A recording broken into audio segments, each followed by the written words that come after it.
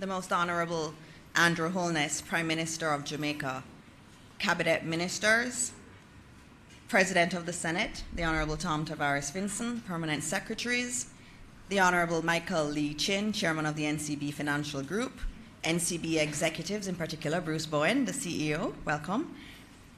Specially invited guests or members of the private sector, members of the media, good afternoon. Now, last week was a difficult week, but again, we were spared, and we saw again the resilience of Jamaica and Jamaicans in action.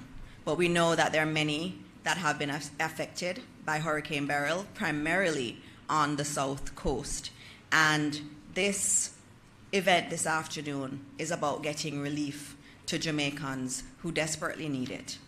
And so we are very fortunate in Jamaica to have a private sector that stands shoulder to shoulder with the government, not only in prosperous times, but also in times of crisis. The collaborative efforts we will see today are not new. They're part of a long-standing tradition of partnership that this administration has nurtured, whether it's through investments that drive economic growth, initiatives that enhance education and healthcare, or today, the contributions that will support the Hurricane Beryl relief and recovery efforts. The private sector has consistently played a pivotal role in our national development. This enduring partnership is a cornerstone of our collective resilience and progress. Today will be a very short program. We're actually thinking it will be maybe closer to half an hour. There are not a lot of speakers. We're going to get to the point. The Prime Minister broke from Cabinet to launch this event. We have several Cabinet Ministers in here. There are a lot of work to do. Our work is about getting the recovery efforts ongoing, and as such, we will move past this very important event as quickly as we can. And so first up in the program, I invite Ms. Cherie Martin, CEO of NCB Foundation and Executive Vice President of Retail Banking at NCB, to bring greetings and to tell us more about this wonderful initiative. Ms. Cherie Martin. Thank you so much, Dana. All protocols observed. I greet you today in my capacity as CEO of the NCB Foundation and an executive of National Commercial Bank Jamaica Limited. I want to, however, specially acknowledge our always willing, ever supportive and active NCB Foundation Chair, Taylor Lynn, who leads a board of directors who are deeply passionate about corporate philanthropy and service to others. Thank you, Madam Chair and fellow directors. Today, we officially launched the NCB Building a Better Jamaica Fund, with its first initiative being the disaster relief aid we are mobilizing to help our fellow Jamaicans who have suffered tremendously devastating loss at the hands of Hurricane Beryl. I dare say that this fund is unique. We will not only solicit donations, but NCB will match those donations. Therefore, for all sums received for this initiative, the bank, through the NCB Foundation, will double the pot, so to speak, by contributing an equal amount up to a maximum of $150 million. Essentially, we are seeking to raise at least $300 million to support community rehabilitation with particular focus on the more adversely affected areas in the country. To ensure the desired goal is achieved, we have sought to establish partnerships with select organizations like the ODPM being one, and we are now in the process of formalizing the terms of reference for how the funding received will be disbursed, accounted for, and reported to the relevant stakeholders and the wider public. Please stay tuned for more details and further announcements before the end of this week. The NCB Foundation has had a rich history of positively impacting lives and communities. Many persons know us primarily for the work in education, having funded over $1 billion in scholarships, grants, and training for some 13,000 individuals at all levels across Jamaica. However, community development is also a key area of focus.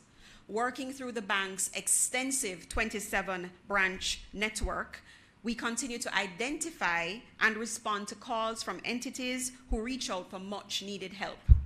Since being established some 20+ years ago, the Foundation's total contribution across all our areas of focus is over $2.4 billion, representing assistance towards over 800,000 lives. Today, we are here to galvanize support for the major restoration work that will be necessary to bring normalcy to thousands of our fellow citizens across several communities and several parishes. Today, we are here proudly playing our part in building a better Jamaica, knowing that by working together, our nation is stronger, and by working together, our nation will overcome. Thank you.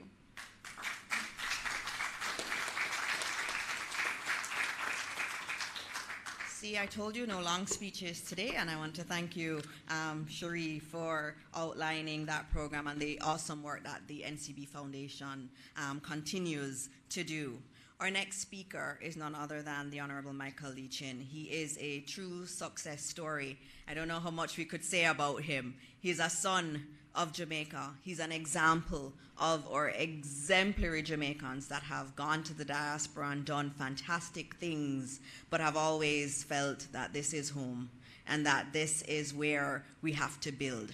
And the Honorable Michael Lee-Chin, again, is showing that leadership, showing that strong support for Jamaica in this initiative. We know it was his thinking that led us to this, and we thank you for that. And I now invite the Honorable Michael Lee-Chin to speak to you. Thank you very much. All protocols observed. I think you don't know me. I can be loquacious. Anyway, to put things in perspective, Gilbert has historically been the most devastating hurricane we've had, Gilbert. In 2023 dollars, Gilbert would have caused about $2.5 billion worth of devastation. Next up would be Ivan, $920 million. Next up, 1951, when the year I was born, Charles, $650 million in 2023 dollars. Next up, Charlie again, 2004, 470. And list of 5 here, Dean, 2007, $428 million. So the question is, where would Beryl rank in this league table? Based on the trajectory, the glancing nature, the intensity, it was predicted, it is ranked somewhere between Ivan and Gilbert. Somewhere between Ivan and Gilbert. Based on the glancing nature of what we experienced. But on Wednesday, we didn't think it was going to be glancing, did we? We think we're going to get a direct hit. So last Wednesday, all of Jamaica was waiting with nervous breath. All of Jamaica, all of us here, were waiting with anxiety, fear that devastation was coming. The only question was how bad the damage to property, business, infrastructure, human lives would be. That was the only question. I just came back from my nice, cushioned, air-conditioned office with internet, lunch served, spoke to clients, drove here, didn't see any trees lying across the road. It's easy for us to be lulled and not realize that we had nothing to do with the above conditions. We had nothing to do with it. It's only by the grace of God that we didn't get a direct hit. And had we gotten a direct hit, it would have been totally different. We wouldn't be sitting here today.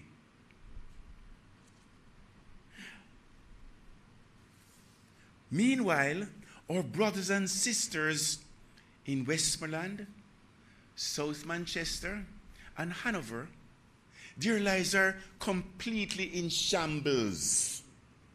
in shambles. And it wasn't their invitation. Pardon me? Eh? St. Elizabeth, sorry. Tommy. Senator Finson. Yes, their lives are in shambles, complete shambles. Farm crops devastated. What does that mean? When you lose a crop, it means you just can't go and plant the same day, next day. It means you have to wait another year for the season to come back, for planting season to come back. So what's going to happen for cash flow during that interim year? Roofs taken off, furniture blown away. Most of our brothers and sisters had no insurance. Their future is up in the air. No light, no communication, total devastation. That's just down the road. Yet us sitting here, not feeling it, tasting it, hearing it, being there, we would not think that just down the road that is happening. So, what are we going to do about it? Ladies and gentlemen, those of us who were spared by the guiding hand, the divine guiding hand, we have a responsibility. Because had we not been spared, we'd have had to dig in our pockets and replace roof, replace furniture, etc., etc. But we're spared. Our brothers and sisters down the road were not spared. They'll have to dig into their pocket. And in fact, they have no pockets to dig into. So once we realize that, and we realize that we are our brother's keepers, it behooves us all to say, what am I going to do to make sure that the future, the immediate future, the medium-term future, and the long-term future of my brothers and sisters, they feel a little more comforted? What am I going to do? So it is in that vein why NCB on Friday decided to do this, make this contribution. But this contribution, given what I've said in terms of the cost in 2023 dollars of the various hurricanes, this contribution is equivalent to $2 million, is a drop in the bucket. This is just a catalyst to encourage other corporations, Jamaicans, to do the same and step up. So I thank you very much. I have to say to my NCB team, I really thank you for what you have done over the last, from Friday afternoon until now, because we have engaged foreign NGO partners like Food for the Poor in Canada and America Friends of Jamaica in the US, so that the diaspora community, whenever they make an investment, they can get a tax write-off for their investment because of what we have set up. And then that same dollar, which will be less than $1 that they're going to put in, will be, because of the tax credit, when it comes to Jamaica, it will be doubled. So there's tremendous leverage. So I want to thank the NCB team for doing all of that work to get us here today to maximize the leverage we will get out of the contributions. But it's not going to stop at 300 million. It can't. So, ladies and gentlemen, those of us who can, should. Thank you very much.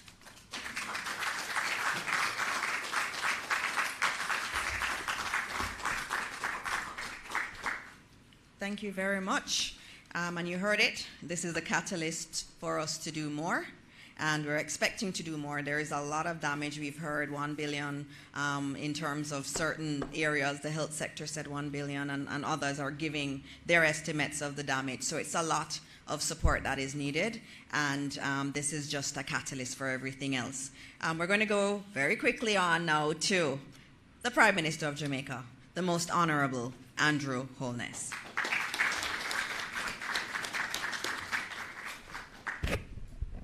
Afternoon, ladies and gentlemen. Today should not be a day of too many formalities, but since I have the Honorable Michael Leachin here, I will acknowledge him with his full formal title. But generally, we just say Mike. And of course, the members of the cabinet who are here with us, our permanent secretaries and members of the private sector. I'm seeing the president of the PSOJ, Metro Siaga, here, and other members of civil society who have joined us. Mike tried to give you an assessment as to what the cost of the hurricane could be. I am not in a position to do that just yet. We have varying estimates, but I'm certain that if agriculture were to give you what their full estimate is versus what the utility companies would give versus what health would give, it would be far more than the damage wrought on us by Gilbert. It's a different kind of damage that Hurricane Beryl caused. Certainly, there is more to damage now than then. And so the impact of the hurricane, though not a direct one, as you have described it, a glancing blow, but it has also come at a period of time when we have been experiencing, I want to describe it properly, Mike, because it's important that Jamaica understands that for the last 8 years, almost every 2 years, we have been hit by some form of natural disaster. Maybe not to the extent of a hurricane, but you would consider that we had Eta, we had Zeta, we had all kinds of tropical storms and depressions, heavy rains. The last one was heavy rains that flooded out St. Thomas and Portland and parts of St. Andrew. And almost routinely on a biennial cycle, Montego Bay and surrounding communities would be flooded out. All of these have a fiscal impact, a financial impact that obviously is leading up to this greater event. So you couldn't look at Beryl in isolation. In other words, for the past 8 years or so, roads have been flooded out, blocked, scoured, landslides, bridges damaged, and those costs keep piling up. I mean, we try to repair, but we can't repair all. So one climate event would not be the total aggregator of the cost of the events to us. It is important and instructive, therefore, that the country understands how the government is treating with this. We have been treating with this by virtue of, one, ensuring that we mainstream climate resilience in everything that we do. So we are mainstreaming climate resilience in our budgeting process by building buffers and reserves and by literally budgeting for storms, so that when a climate event happens, we are not forced into a position where we have to borrow. We may borrow, but we are not forced into borrowing. And what happened before is that every climate event pushed us into more borrowing. So a part of our debt trap was as a result of having to borrow to recover from climate events. So we're trying to avoid going down that trajectory. But Jamaica has such a great brand that when we are hit by a crisis, global philanthropy and local philanthropy will chip in and help. But that is not going to be enough. That can help you in the 2 or 3 weeks of the crisis. But the country has to have its economic and financial house in order to carry out the recovery. So we have, Mike, a long-term plan and a well-laid plan for this. So there is a perspective being shopped around that the recovery should be quick, and that's what we want. And there are those who are setting the expectation that the recovery will be next day. without taking into consideration some very practical concerns. You know, you can have a quick recovery, but not a full recovery. You can have a quick recovery, but not a sustainable recovery. And what we want is a sustainable recovery in every dimension of the crisis. The dimension of the crisis that we're looking at today is how do we manage public, corporate, civil society, philanthropy, and donations. That's what we're looking at today. And Mike stepping forward, as many other persons in the private sector and civil society are doing, but they may not be coming to stand in ceremony like us. And we acknowledge them and thank them and encourage them. But it is important that the government creates a space where the corporate philanthropy and the civil society philanthropy can be coordinated and organized. Because you could have a quick recovery of everyone running to give to the names that they hear, the parts of the country that appear more on television, where you're going to get the most PR branding, whilst there are others that are neglected because they have no access, they have no visibility or any voice. So my job as Prime Minister is to make sure that every dimension of this crisis is properly covered. We want to do it speedily, but we want to do it correctly. So with a donation like this, where Mike is using his strong corporate reputation, his brand, NCB's brand, to essentially give some leadership to corporate giving and to incentivize it. Now, Mike, did you say what the amount is? I'm told it is 1.5 billion Jamaican dollars.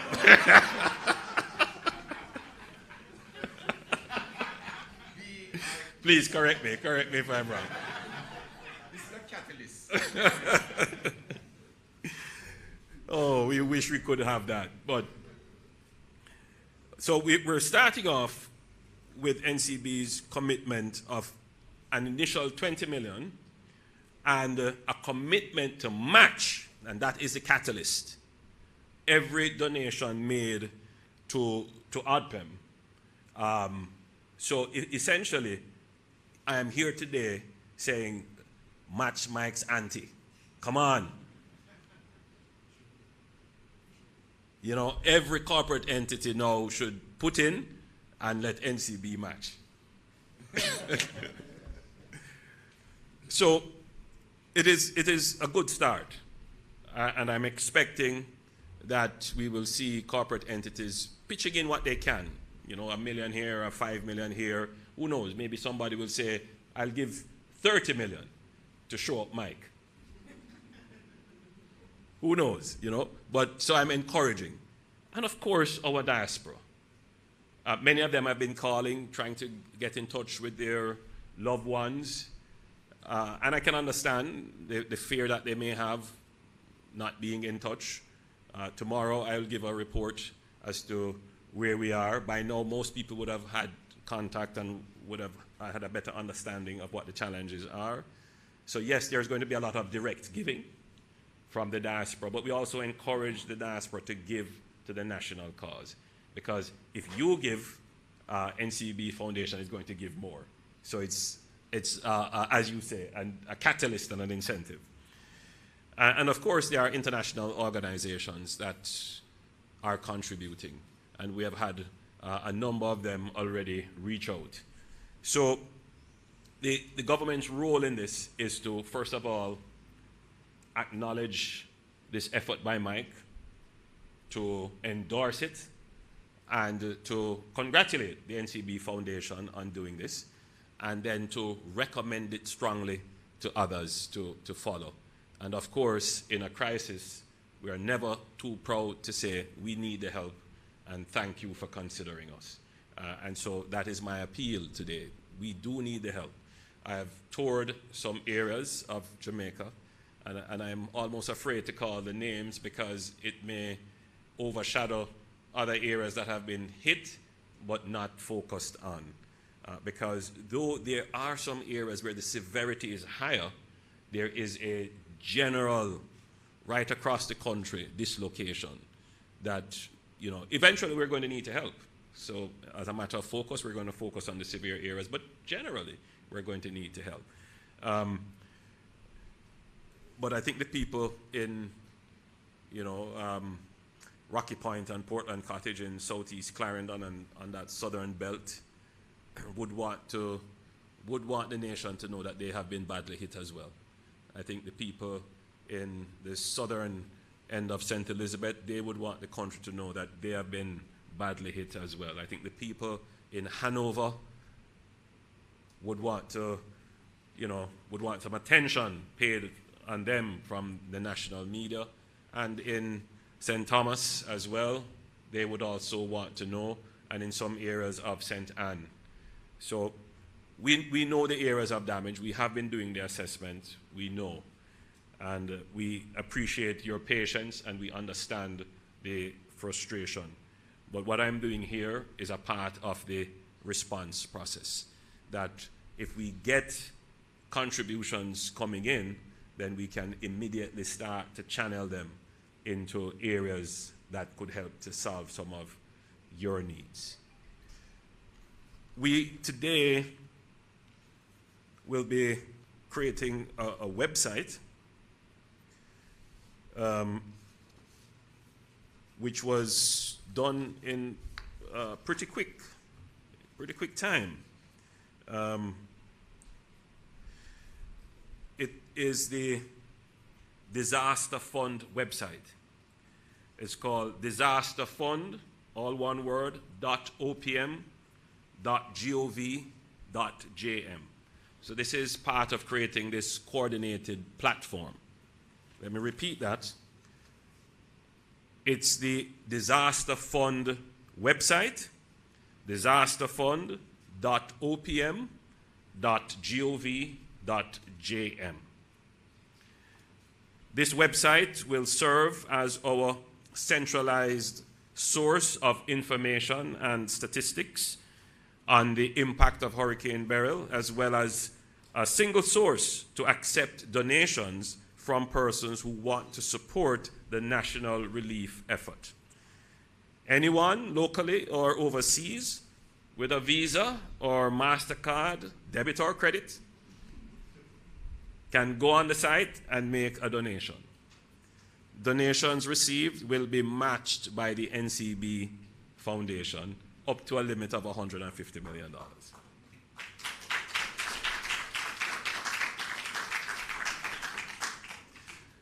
One of the reasons we established this official portal is to provide assurance to persons who want to donate that their donations are going to the right place and will be put to good use.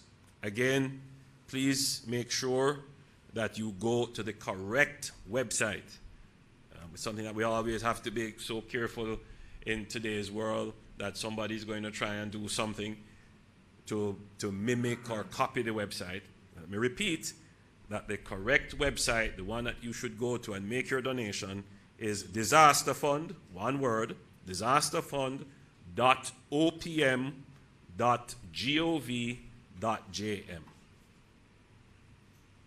disasterfund.opm.gov.jm. And for those who would prefer to donate by a bank transfer, you can use the account numbers on the website to donate directly to ODPEM. ODPEM is our disaster preparedness and emergency management agency. They have an established account, and the details for that account is on the website that I just gave you. So on behalf of the government of Jamaica and the people of Jamaica, I extend my heartfelt gratitude to the Honorable Michael Lee Chin. Mike. and to the NCB Foundation for their vision, generosity, and unwavering commitment to Jamaica's recovery. I am filled with hope and confidence in our ability to overcome this challenge and to emerge stronger than ever. You know, another word for crisis is opportunity. And as I drove through Jamaica and I saw the devastation, I saw the crisis, but I am seeing so many opportunities for Jamaica to recover stronger. So yes, it is all about now a mindset. You may not have electricity now, you may not have water, but don't let that create a mindset of doom and gloom, a pall of negativity that will essentially become a self-fulfilling prophecy if you allow it. Let us take a positive attitude. Let us take an attitude of hope, an attitude of resilience, that we will recover from this stronger. And we've gone through many crises before, and you can, by virtue of just looking back at the COVID pandemic and how we recovered amazingly well and rapidly with all the criticisms and all the difficult decisions that we have had to make, we recovered as one of the strongest islands in the region. We're taking a similar approach, but we are also taking a learning approach, because nothing was perfect, and therefore the errors and gaps, we have seen them, and we're making sure that those errors and gaps are not repeated. But we're also seeing the opportunities, and we're grasping them. So, my fellow Jamaicans, it is a rough time. And for the areas that I have toured, I want to say to the people there, I see your pain, I feel your pain, and I'm working as hard as I can to make your recovery as quickly as possible, but to make it as sustainably as possible. And I think that the NCB Foundation has made a step in that direction of quick recovery, but sustainable recovery. God indeed blessed Jamaica. May God continue to bless Jamaica.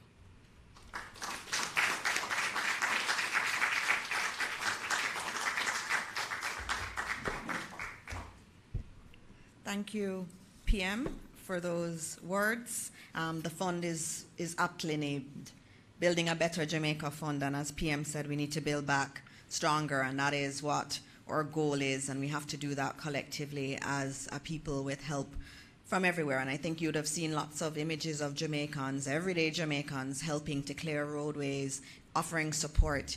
We're only going to get through this, as with every other crisis we've gotten through, with the help of God and all of us playing our part in the redevelopment of our country into something that's even stronger than it is today. Thank you all so much for joining us. Those on television, on radio, we thank you for giving us this time. And please donate to the Building a Better Jamaica Fund. It is for an absolutely critical cause, and we thank the NCB Foundation for leading in this manner. For the media, we will be available to take questions after the NCB team is here. Other members of the government team are here, but we will end the formal proceedings at this point. Thank you all. Please stand for the departure of the Prime Minister.